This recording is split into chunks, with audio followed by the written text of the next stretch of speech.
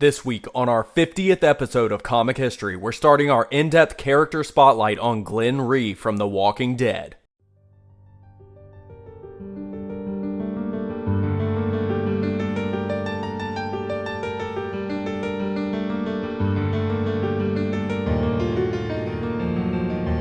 What's up guys, and welcome to a very special episode of Comic History. So if you're new to the channel, you may not be familiar with my Walking Dead character spotlight videos. These were long-form, analytic, and entertaining spotlights on specific Walking Dead comic characters from the time they appear to the time they die, if ever. The point of these videos was to give you all you needed to know about the character, everything they ever did in the comics, and focus specifically on that character's place in the story throughout each arc. I've since stopped doing as many of those videos and instead have been focusing on this series, Comic History, which is more freeform and fitting to any comic story I want to cover. But since there was always a huge demand to bring those videos back, and in honor of RNS Entertainment's Month of Horror going on all October, I've decided that the 50th episode of Comic History will reintroduce my Walking Dead character spotlights with this video on Glenn Rhee.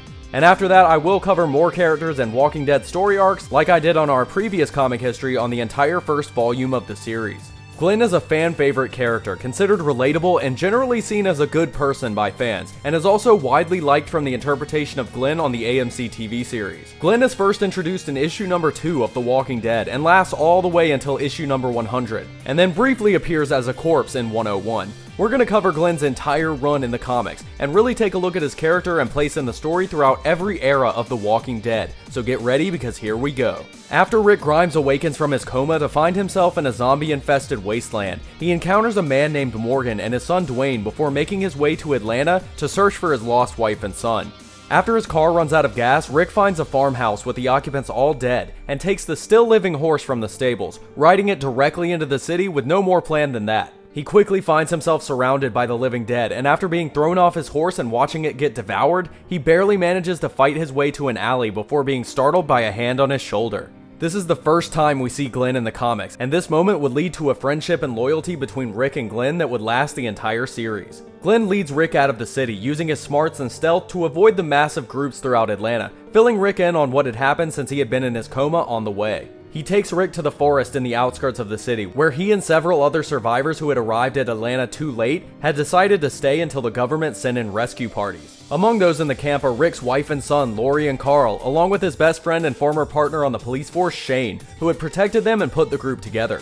For a more detailed account of Rick's early journey through the apocalypse and the entirety of his conflict with Shane, check out our Comic History episode on The Walking Dead Volume 1, Days Gone By. After a zombie attack on the camp nearly turns fatal, Rick decides to accompany Glenn on a trip back into Atlanta to raid a gun store and arm the survivors. And on the way, Rick convinces Glenn to cover themselves in zombie guts to attempt to travel through them without being noticed, which is a concept that is brought back in a multitude of ways throughout the series. And Glenn throws up twice during the process. They make their way to the gun store, and Glenn shows himself to be smart at choosing inventory space wisely, only getting ammo for the guns they were grabbing to avoid useless weight. A rainstorm begins to wash their camouflage away on their way out, and in a mad dash out of the city, Glenn trips and falls over with their entire cart of guns. The two scramble to grab as many guns as they can and barely manage to fight their way out of the city without getting bitten. We learn Glenn's backstory along with most of the other survivors during a campfire conversation that serves to introduce who everyone is. Glenn was a pizza delivery boy in Macon, Georgia before the apocalypse, and was over his head in debt to the point of almost going to his parents for help. He says that looking back, he would give anything to return to a normal life. When zombies end up attacking the camp, killing Amy and infecting Jim, Glenn is one of the people who help fight them off, directly saving Carol and her daughter Sophia during the chaos. After Shane's death, the survivors decide to move further away from the city, and end up taking on new members in Tyrese, Julie, and Chris. Tyrese thanks them for sharing their food with him and remarks on how much of it they have, which Rick says is all thanks to Glenn, who had made frequent supply runs into Atlanta, allowing them to stockpile canned goods. Carol adds in that Glenn has been a lifesaver, but then has a very flirty moment with Tyrese, which causes Glenn to hang his head. Rick also personally thanks Glenn for being the one to save his life and lead him back to his family. Later on, once the group has been through Wiltshire Estates and ended up staying temporarily at Herschel's farm, Tyrese and Carol are fully together, but Glenn still has his eyes on Carol all throughout their first dinner there, and afterwards is approached by one of Herschel's daughters, Maggie. Maggie asks him why he was staring at Carol all night, and Glenn says that he had planned on making a move on her before Tyrese had showed up, and that his options for finding someone to not be alone with were looking really slim, because most of the people in the group had paired off or were already married. Maggie looks at him with a blank look and says, "I'll fuck you," saying that she hasn't had any options since the outbreak started either. They sneak away twice the first day to have sex, once while Rick is arguing with Herschel and then later again that night. This casual hookup would, over time, become a long-lasting romance throughout the series, but it is interesting to note that their relationship started through casual sex and necessity, not love or chemistry.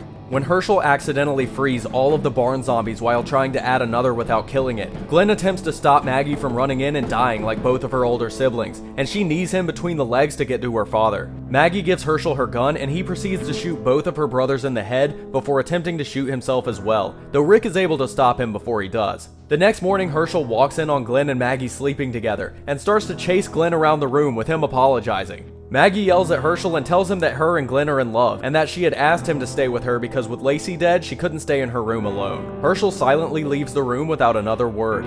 Later that day, Rick and Lori ask Herschel to allow them to move into the house, which he flat out refuses. When they press the issue, Herschel blows up on them, threatening to smack Lori in the face and then pulling a gun on Rick's head and demanding that they leave. The survivors prepare to leave, and before they do, Rick asks Glenn if he said goodbye to Herschel's daughter, and Glenn tells him that he doesn't have to because he's not leaving. He says he's as close to being in love as he's liable to get in the apocalypse, and that Maggie had convinced her father to let Glenn live there with them. He says that part of the reason he was always okay risking his life on supply missions was that he didn't have anyone or anything, and now that he had someone, he wanted to live and spend time with her. Rick understands, and Glenn lets him leave without saying goodbye to the rest of the group, saying that he's terrible with goodbyes anyway. Glenn stays separated from the group for a while, and during that time they come across a zombie-filled prison, which they spend several days fighting their way into and securing zombie-free sections. Seeing the long-term potential of the prison, Rick decides to take a trip back to Herschel's farm the next day and try to convince them all to move in. Rick figures that with all of the extra manpower and Herschel's knowledge of farming, they could farm inside the prison fences and clear out enough room for as many people as needed to stay there. Tyrese and Lori both have problems with this, saying that Herschel was unstable and dangerous the last time they saw him.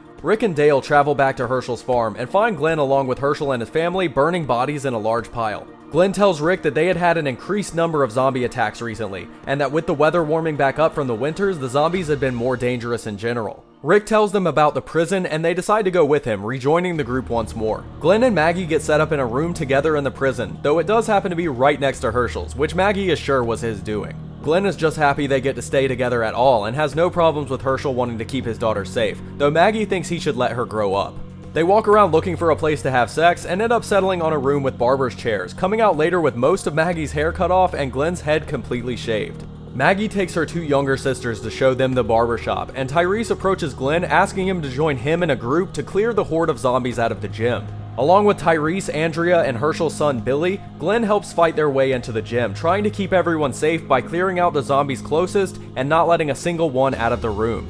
Enraged by the recent loss of his daughter, Tyrese fights his way away from the group and becomes enveloped by the entire horde of zombies, and seeing how hopeless the fight is, Glenn pulls Andrea out of the room, telling her that no one could help Tyrese now and that they had to leave him behind. Meanwhile, Maggie has found Herschel in shock outside of the barbershop, where his two youngest daughters have been beheaded by Thomas Richards, one of the prisoners Rick and Tyrese had found on their first incursion into the prison. Glenn, Andrea, and Billy return and break the news of Tyrese to the group, though Rick is still away from the prison, having found out that Shane would return as a zombie without being bitten.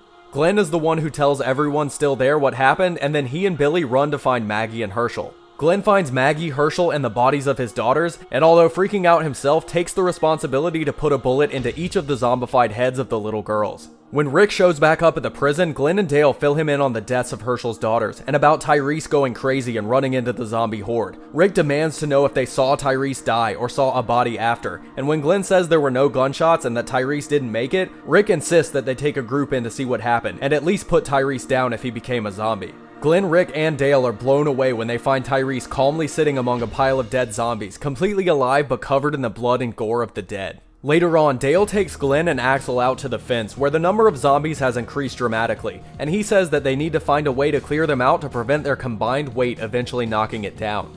He takes a knife and uses a hammer to stab it into a zombie's head, but the knife gets stuck and he hurts his hand on the fence as he loses it. Glenn has the idea of sticking a block of wood near the handle of each knife to prevent that, once again being creative at solving problems. When Thomas attacks Andrea and reveals himself to be the one who killed Herschel's daughters, Rick beats him to a pulp and then decides to hang him. Glenn and Tyrese lock Thomas in the small room the prisoners were using as a toilet when they were trapped in the cafeteria, and then he goes to check on Maggie, who has become colder and more distant with the deaths of most of her family. She tells him that she doesn't think she's gonna love him anymore because he's just gonna end up dying like everyone else. When Patricia, who is the worst character and literally makes every stupid decision imaginable, tries to help Thomas, the killer, escape, he immediately turns on her and tries to murder her as well. Tyrese pulls a gun on Thomas, but Maggie suddenly empties her entire clip into him with no emotion, saying that she feels a little better now, with Glenn flinching behind her with each shot.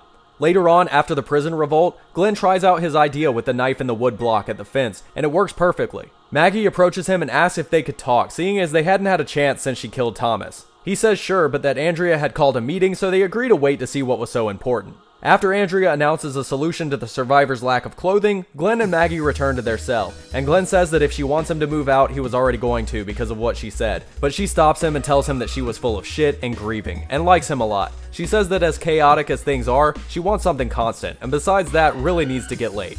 They spend hours in a room they find with manual locks, pretty much just having sex repeatedly until they stop to just lay around together. Glenn says that he never wants to leave, but that maybe they should go check and see if things are alright. Maggie says that they should stay until people come looking for them, and they end up staying there together all day. They try to sneak back to their cell later with no one noticing, and Herschel is waiting for them as they walk by. He tells them that Alan was bitten earlier that day, and that Rick had cut his foot off to keep him alive, saying goodnight to Glenn and asking Maggie to come talk to him outside. He tells her that he doesn't care what she's doing with Glenn, and that though he believes it's a sin, he sees that they do love each other and he'll find a way to deal with it. He just makes her promise to check in every once in a while so that he knows she's safe. When Rick and Tyrese have their huge fight over Carol slitting her wrist and Rick having killed 2 people in front of Tyrese, which you can find out all the details about in the Tyrese character spotlight, Glenn and Maggie are the main ones who witness it, and although they try to talk Rick and Tyrese out of it, they pretty much just watch as they beat each other half to death. Later on, Glenn and Maggie find a room full of riot suits and weapons right next to the warden's office, and after having sex on the warden's couch, they show their find to Rick, Tyrese, and Dale. They then talk about siphoning gas from cars in the parking lot to see if the prison generator works, and Glenn gets excited saying that they should go ahead and do that today, saying that they could get a bunch of people together to distract the zombies from the main fence, and then him and Rick could run out and siphon the gas before they were noticed by too many. They get everyone in place, and when Rick asks where the hell Glenn is, he shows up wearing a full suit of riot gear, grinning like a kid with a new toy. Rick suits up as well, and Glenn offers him one of the riot batons, which Rick turns down in favor of his trademark axe. They throw open the gate and sprint out, killing a few zombies on the way and making their way to the parking lot. Glenn starts siphoning off the gas while Rick watches out for danger, and Glenn and Rick talk a little about how happy Glenn is being with Maggie. Their conversation is cut short when Glenn yells and points behind Rick, asking if he's seeing things, and Rick says, "Holy shit, it's a helicopter." And that is where we're going to leave off on part 1 of our character spotlight on Glenn from The Walking Dead. This video covered Glenn in the first 25 issues, so expect multiple parts after this as we make our way through Glenn's 100-issue journey in the comics. Glenn is resourceful, clever, and useful to the group in ways that few others are, being their main source of food and supplies throughout the beginning arcs, and a constant help in finding solutions to problems the group comes across. Out of all of the characters we've seen up to this point, Glenn is really the most normal out of all of them, being a genuinely good guy and just wanting what normal guys want. His relationship with Maggie happens naturally and works well from the start, even with their humble beginnings as convenient fuck buddies. So I hope you enjoyed Comic History's 50th episode. This series is honestly the thing I'm most proud of on my channel, and it's something that I've always wanted to do from my start on YouTube. Character spotlights were some of my most watched and demanded videos from The Walking Dead, and it's great to be bringing them back in the Comic History format. I think it's going to be a great way to cover specific characters in the story and provide more Walking Dead content. If you want more Walking Dead goodness, make sure to go check out my newest gaming series on RNS Gaming, Negan Plays Fallout 4,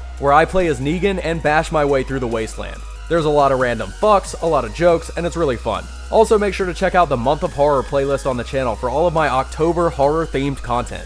If you want to see more Walking Dead videos like this one, check out my Comic History episode on the entire Volume 1, and also my episode on the Governor and Tyrese specials. You can also go watch the old Character Spotlight episodes on Tyrese, Abraham, and Axel. If you enjoyed this video, make sure to give it a like, subscribe to my channel, and let me know if you want to see more of these in the comment section below. If there's a storyline, character, or origin you'd really like to see an episode of Comic History on, go check out our Patreon and donate at patreon.com/rnsentertainment. One of the donation rewards is to commission any story you want, both helping the channel grow and getting content specifically for you.